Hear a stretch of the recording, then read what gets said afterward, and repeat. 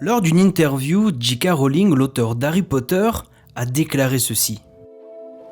Je n'ai jamais voulu être une sorcière, mais une alchimiste. Et c'est un problème différent. Pour inventer ce monde de magiciens, j'ai appris une grande quantité de choses à propos de l'alchimie. Peut-être que je n'utiliserai jamais la majorité des choses que j'ai apprises, mais je dois savoir précisément ce que la magie peut et ne peut pas faire afin d'établir la logique interne de l'histoire et de régler ses paramètres. Il faut savoir que les alchimistes ont une façon très particulière de s'exprimer. Pour que le secret de la pierre philosophale ne tombe pas entre de mauvaises mains ou pour que les apprentis apprennent à voir au-delà des apparences, ils ont dissimulé le secret de leur connaissance derrière le voile du symbolisme. Ils ont créé des images dont le but est d'en découvrir le sens caché et ils ont fabriqué des petites histoires dans lesquelles ils dissimulent un aperçu de ce qu'est la quête alchimique. Alors est-ce qu'il serait possible que J.K. Rowling ait dissimulé de la connaissance alchimique au sein de l'histoire d'Harry Potter ? Eh bien cette déclaration de juin 2003 est peut-être un indice. Il y a un grand secret au cœur de l'histoire de Harry Potter. Un grand secret qui, en un sens, explique tout. L'auteur connaît beaucoup de choses en alchimie et nous dit qu'il y a quelque chose de caché au sein de son récit. Ok, alors on va se plonger dans les 7 livres d'Harry Potter pour voir ce que nous cache cette saga cultissime. Cette vidéo a été écrite en collaboration avec Jean-Pierre Quentin-Biec qui a écrit un bouquin de 500 pages sur le lien entre Harry Potter et l'alchimie. Si vous voulez en savoir plus, je vous mets le lien en description. Bon, maintenant je vais essayer de lancer le générique, mais c'est une toute nouvelle baguette. Bon, alors, on se connaît pas encore tous les deux, mais c'est pas grave, ça devrait le faire. Hein. D'ailleurs, dans le doute, je vais quand même me mettre sur le côté, pas casser le matériel. Attention, Episodus Genericum. Ah ouais. Non, mais c'est pas du tout le... Non, c'est pas... Je sais pas ce que j'ai foutu, c'est pas du tout ça. Je voulais pas faire ça. Non, bah tant pis, on... Générique.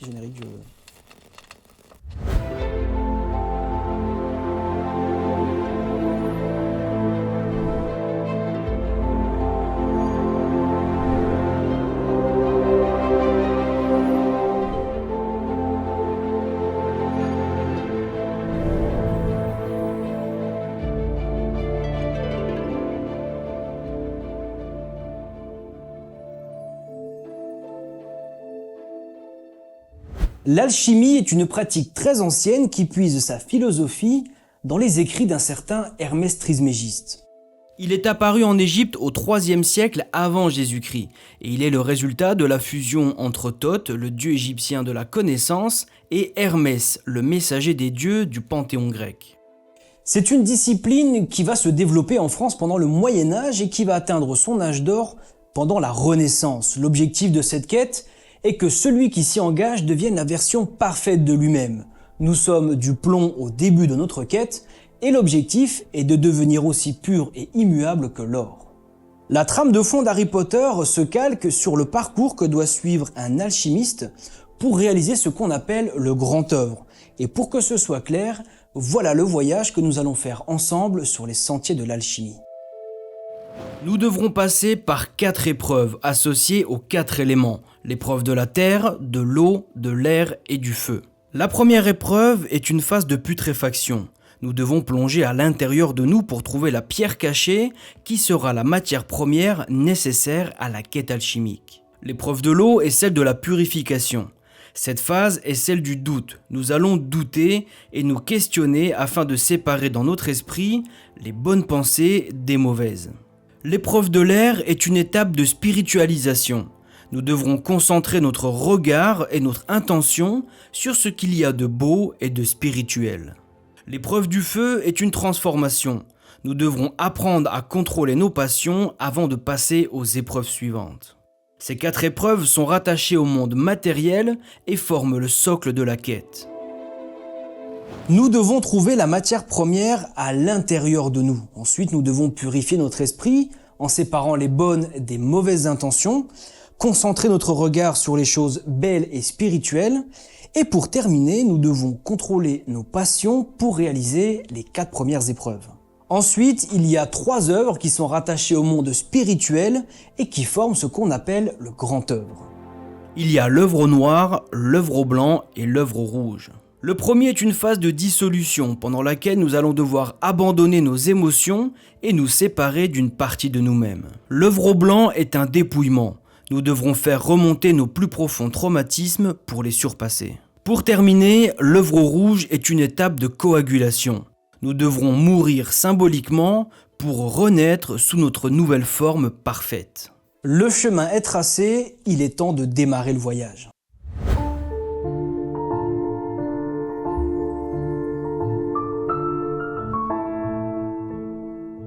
La famille adoptive d'Harry l'oblige à vivre dans un petit placard sous l'escalier, et dans ce petit espace, il va mûrir lentement jusqu'au jour où il sera prêt à s'élever. D'ailleurs, c'est intéressant de voir que ce placard est placé sous un escalier qui, lui, est le symbole de l'élévation intellectuelle et spirituelle. Les moldus l'empêchent littéralement de s'élever. Les maltraitances physiques et psychologiques que subit Harry de la part de son cousin Dudley sont le symbole des remous incessants provoqués par les passions humaines. Dudley est animé par l'avarice, l'orgueil, la vanité, la gourmandise, toutes sortes de péchés. C'est ce dont le profane est victime avant de démarrer son initiation. Pour Harry, l'élément déclencheur se produira lors d'une visite au zoo dans une scène avec un serpent. Et généralement, la présence d'un serpent dans un récit symbolique annonce le début d'une quête initiatique. Un peu plus tard, Hagrid vient chercher Harry et ils vont tous les deux faire des emplettes au chemin de traverse. Ils en profitent pour passer à la banque Gringotts et récupérer l'argent que les parents d'Harry lui ont légué à leur mort. Cet extrait nous donne une scène très intéressante qui présente l'opposition entre ésotérisme et exotérisme. Ésotérisme vient du grec ésotéros et signifie intérieur. À l'opposé, il y a exotérique qui vient de exotérikos et qui veut dire extérieur. L'ésotérisme s'occupe de ce qu'il y a au-delà du visible alors que l'exotérisme se contente des apparences.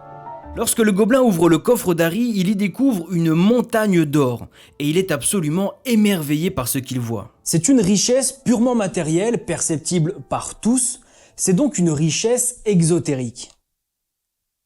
Mika, t'aurais pas mis un peu trop de fumée là parce que... Ensuite, Hagrid fait ouvrir le coffre 713 sur demande de Dumbledore pour y récupérer le contenu.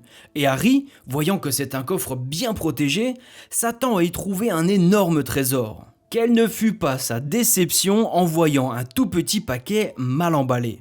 Ici, c'est une richesse ésotérique qui nous est montrée. Il faut passer au-delà des apparences de ce tout petit paquet tout moche pour en comprendre la véritable nature. Harry, n'ayant pas encore débuté sa quête initiatique, est impressionné par les richesses exotériques et se moque un petit peu des richesses ésotériques. Mais on verra à la fin des livres qu'après une élévation spirituelle, les choses vont changer et même s'inverser. Concernant le coffre 713, il y a un petit quelque chose que j'aimerais souligner. Dans l'ésotérisme, on utilise souvent la symbolique des nombres. C'est une pratique qui remonte à la confrérie des pythagoriciens. 713 est le résultat de la multiplication de 23 par 31, qui sont deux nombres premiers, ce qui fait de 713 un nombre semi-premier. Et si on additionne tous les chiffres qui composent ce nombre, 7 plus 1 plus 3, on obtient 11, c'est également un nombre premier. Voilà, je pose ça là, vous en faites ce que vous voulez. Harry se retrouve ensuite à la gare King's Cross de Londres, et c'est là que commence véritablement l'initiation. En traversant la voie 9¾ Harry passe au travers du mur des illusions, celui qui sépare le monde matériel du monde immatériel. On pourrait aussi dire que c'est le mur qui sépare le monde des profanes du monde des initiés. Dans le train, il va rencontrer Ron et Hermione, ses futurs amis avec qui il va vivre toutes ses aventures. Ces trois personnages forment la trinité alchimique, le sel, le soufre et le mercure. Et oui, car il faut savoir qu'en alchimie, toute chose est constituée de trois principes. Le soufre est masculin, actif et chaud. Il compacte, corporifie et brûle, c'est l'esprit d'un être vivant. Le mercure est féminin, passif et froid. Il est aggloméré, s'évapore et concentre les choses, c'est l'âme d'un être vivant. Le sel est un catalyseur incorruptible en mouvement, qui est à la fois fixe et volatile, c'est le corps d'un être vivant. Les trinités se retrouvent assez souvent dans les religions et les traditions initiatiques. Le mot a été créé au IIe siècle par Tertullien, un écrivain d'origine berbère qui écrivait en latin. Il est constitué de tri et de unitas qui signifie trois et unité. Ça veut dire que l'unité est constituée de 3 choses. On retrouve ça par exemple dans la religion chrétienne avec le Père, le Fils et le Saint-Esprit. En alchimie, c'est le sel, le soufre et le mercure. Dans la spiritualité, on parle du corps, de l'âme et de l'esprit. Et on trouve également une très jolie trinité en Bretagne avec la galette œuf, jambon, fromage. Ron et Hermione sont à la fois opposés et complémentaires. Et ça tombe bien parce que l'objectif en alchimie, c'est de réunir les opposés. Bon là c'est une plume et une baguette, mais vous avez compris le principe. Hermione Granger est plutôt calme et réfléchie, elle est le mercure. D'ailleurs, ses initiales HG sont le symbole du mercure dans le tableau périodique des éléments. Hasard? Je ne crois pas. Ron est plutôt sulfureux et passionné, il est le soufre. Harry est bien entendu le sel, il est le catalyseur qui se trouve entre l'intellect, Hermione, et les émotions, Ron. L'un des objectifs de cette quête est de réunir les opposés, donc le soufre et le mercure, et si vous avez lu les livres jusqu'au bout, vous savez ce qu'il en est. Et on verra au cours de l'histoire que cette triade soufre, mercure et sel ne doit pas être séparée au risque de perdre son harmonie. Une fois arrivé à Poudlard, Harry découvre la grande salle et son magnifique plafond étoilé. Mais pas le temps de faire le touriste, il faut passer sous le chapeau. Dans le film, c'est un chapeau qui parle et qui est posé sur la tête du candidat. Mais dans le livre, le chapeau parle dans la tête de celui qui le porte et aussi il lui couvre les yeux. Le chapeau lui tombe devant les yeux en le plongeant dans le noir absolu. Le but n'est pas d'empêcher Harry de voir le monde extérieur, mais plutôt de le forcer à regarder à l'intérieur de lui pour démarrer son introspection. D'ailleurs, c'est ce qu'il se passe. Une fois qu'il a les yeux bandés, il pense très fort à ne pas aller chez Serpentard et le chapeau l'écoute. Un peu plus tard, Harry se découvre un véritable talent pour le Quidditch, et il se trouve que ce sport, à travers ses règles et ses équipes, fait l'éloge d'une autre tradition initiatique. Il y a tellement de choses à dire sur le Quidditch que j'en ai fait une vidéo dédiée que vous retrouverez sur la chaîne. Je vous disais tout à l'heure que le soufre et le mercure, donc Ron et Hermione, sont des principes opposés et complémentaires, et que le sel, donc Harry, est un principe neutre qui unifie les deux.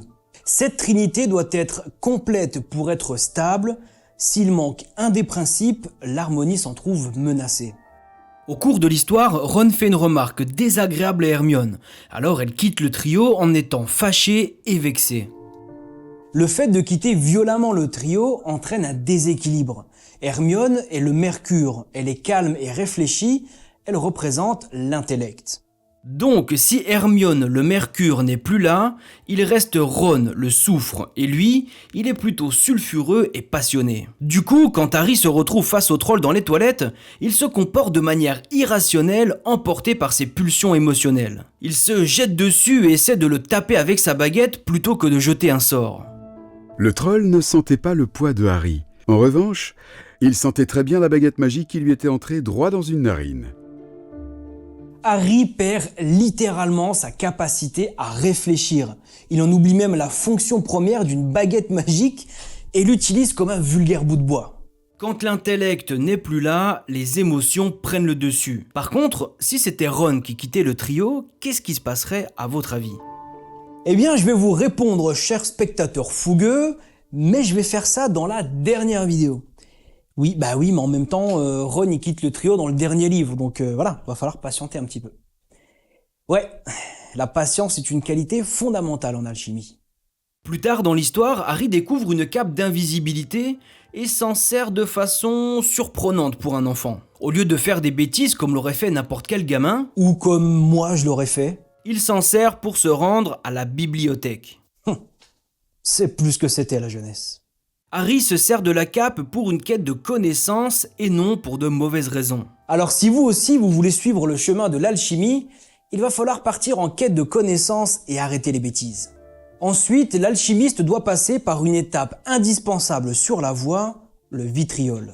C'est un acronyme latin qui signifie Visita interiora terrae rectificando invenies occultum lapidem. Alors c'est probablement mal prononcé, mais en même temps j'ai fait allemand LV1 moi. Et je parle pas plus allemand que je parle latin d'ailleurs, c'est vous dire. Vitriol en français, ça signifie visite l'intérieur de la terre, en rectifiant, tu trouveras la pierre cachée. C'est exactement ce que va faire notre ami Harry. Accompagné de son soufre et de son mercure, il va aller sous terre, dans les profondeurs du château, pour y trouver la pierre cachée. Après quelques péripéties, il se retrouve face au professeur Quirrell. Mais surtout, Harry se retrouve face à un miroir, symbole d'introspection et de réflexion qui montre bien que nous sommes dans le vitriol. Un élément essentiel de la quête alchimique est sur le point de nous être livré. Ce miroir est la clé qui mène à la pierre. Je ne comprends pas. Est-ce que la pierre est à l'intérieur du miroir? Faut-il que je le casse? Quirrell est un homme à double visage. Il montre une partie timide au monde, mais en réalité, il est habité par le mal. Il est incapable de faire la lumière sur ces zones d'ombre et la spiritualité lui est complètement étrangère. C'est pour ça que face au miroir, il ne se passe rien. Ce qui n'est pas le cas d'Harry qui ne recherche pas la pierre pour lui, mais pour faire le bien.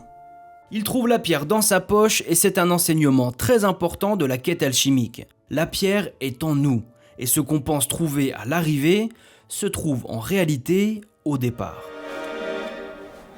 Harry est allé au centre de la Terre et après quelques épreuves, il a trouvé la pierre cachée. Il a donc réalisé le vitriol. La première étape alchimique est faite, il s'agit de l'épreuve de la Terre, phase de putréfaction. Pour continuer sur la voie, il va devoir maintenant se purifier en passant par l'épreuve de l'eau.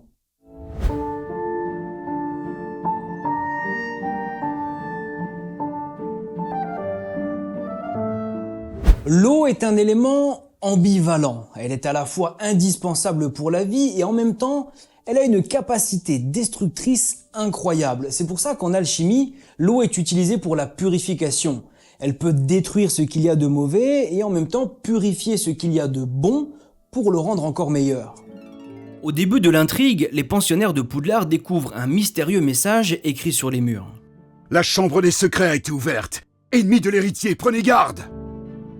Ces quelques mots terrifiants sont accompagnés d'une découverte pas très joyeuse.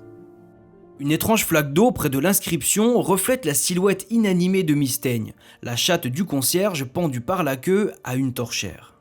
L'annonce de l'ouverture de la chambre des secrets fait ressurgir de vieilles légendes, dont celle de Salazar Serpentard, le fondateur de la maison Serpentard. D'après le professeur d'histoire de la magie, il voulait que le corps enseignant soit plus sélectif quant au choix des élèves admis à Poudlard. Selon lui, le savoir magique devait être réservé aux familles de sorciers et ne pas être enseigné à ceux qui ont du sang moldu. Comme il était en désaccord avec les autres fondateurs, il quitta le château. Mais avant de partir, il aménagea une petite pièce cachée que l'on appelle la chambre des secrets. À l'intérieur, il enferme un monstre qui aidera ses héritiers à se débarrasser de tous ceux qui sont nés de parents moldus, et il scelle la porte de telle manière que seul un héritier puisse l'ouvrir. Salazar Serpentard est donc au cœur de l'intrigue du deuxième film, et si vous vous demandez quel est le rapport avec l'eau, eh bien pour le comprendre, il faut aller chercher en dehors de la saga. Le 10 août 2015, J.K. Rowling écrit un petit article dans lequel elle parle des maisons de Poudlard. Elle explique que les 4 maisons sont reliées à l'eau, à la terre, à l'air et au feu, et que leurs couleurs ont été choisies en fonction de l'élément associé. Ce qui nous intéresse ici, c'est qu'elle nous explique que la maison Serpentard est liée à l'eau. Mettre cette maison au cœur de l'intrigue, c'est faire de l'élément eau un élément central. Ce livre est également une histoire de conduit, celui dans lequel se déplace Mimi Géniard et dans lesquels elle fait jaillir de grandes quantités d'eau lorsqu'elle est triste, mais aussi ceux dans lesquels Harry Potter va devoir se déplacer pour se rendre dans la chambre des secrets, située sous un lac. À ce stade de la quête, un sérieux doute va commencer à s'installer. Quand on commence son introspection, c'est relativement facile. On apprend à se connaître, on n'a pas trop peur de se dire les choses, ça va assez vite, c'est fluide et limpide, c'est vraiment génial. Par contre, à un moment donné, si vous êtes vraiment honnête sur votre quête, le doute devrait s'installer. Quand on recherche sa vraie nature avec toute l'honnêteté nécessaire, on se demande sans cesse si on se connaît vraiment ou si le cerveau nous a encore mis un filtre devant les yeux. C'est juste après le début de l'introspection que ce doute arrive et même Harry n'en est pas à l'abri. T'as pas remis trop de fumée là, Mika ? Tout au long du deuxième opus, il est rongé par son venin intérieur, car sa capacité à parler le fourche-langue le rattache immanquablement à Salazar Serpentard. Il s'interroge sur son identité. Il se demande s'il n'est pas l'héritier de cet obscur personnage, il en vient à douter de sa bonté. Malgré ses doutes, il poursuit sa quête en se rendant dans la chambre des secrets, et c'est ici que l'on aperçoit pour la première fois la dualité entre deux figures alchimiques très importantes, le phénix et le serpent. Sur cette représentation de Nicolas Flamel, on voit le phénix en haut et le serpent en bas, car comme on le voit sur cette autre représentation, le phénix est volatile et représente le supérieur. Le serpent quant à lui est fixe et représente l'inférieur. S'ils forment tous les deux un Ouroboros, c'est parce qu'ils ne sont pas ennemis mais complémentaires. Et Harry va nous en faire la démonstration.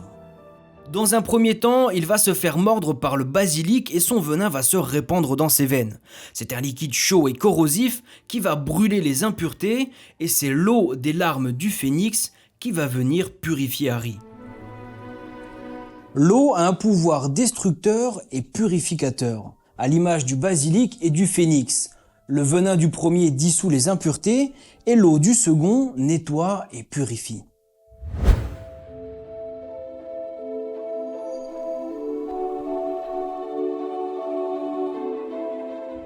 À la fin de chaque vidéo, je vais faire un résumé pour essayer de tirer la quintessence de chaque livre et pour vérifier si Harry est toujours sur le chemin de l'alchimie.